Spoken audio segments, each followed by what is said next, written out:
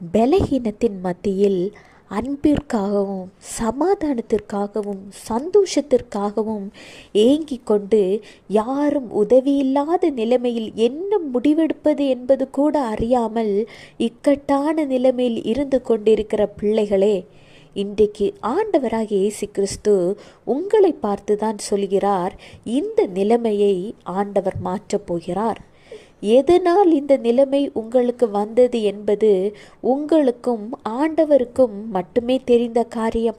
அது எதனால் வந்ததாக இருந்தாலும் கர்த்தர் இன்றைக்கு உங்கள் சீர்கேட்டை மாற்றப் போகிறார்.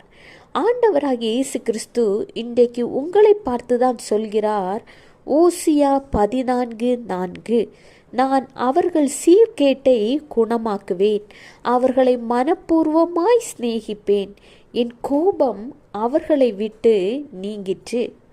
கவலைப்படாதீங்க. ஆண்டவராகிய இயேசு கிறிஸ்து வாக்கு தந்தால் வாக்கு மாறாதவர். மனிதன் வாக்கு தந்தார்கள் என்றால் அதை மறந்து விடுவார்கள், மறந்தும் விட்டார்கள். ஆனால் ஆண்டவராகிய இயேசு கிறிஸ்து வாக்கு மாறாதவர். எனவே அவர் உங்களை பார்த்துதான் சொல்லியிருக்கிறார், உன்னுடைய இந்த நிலைமையை, இந்த சீர்கேட்டை நான் குணமாக்குகிறேன்.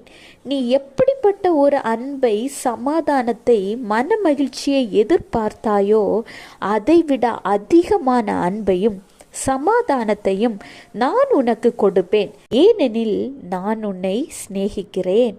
ஆண்டவராகிய இயேசு கிறிஸ்துவுக்கு நீங்கள் செய்த ஏதோ ஒரு தவறின் நிமித்தம் உங்கள் மீது ஒரு கோபம் இருந்திருக்கலாம்.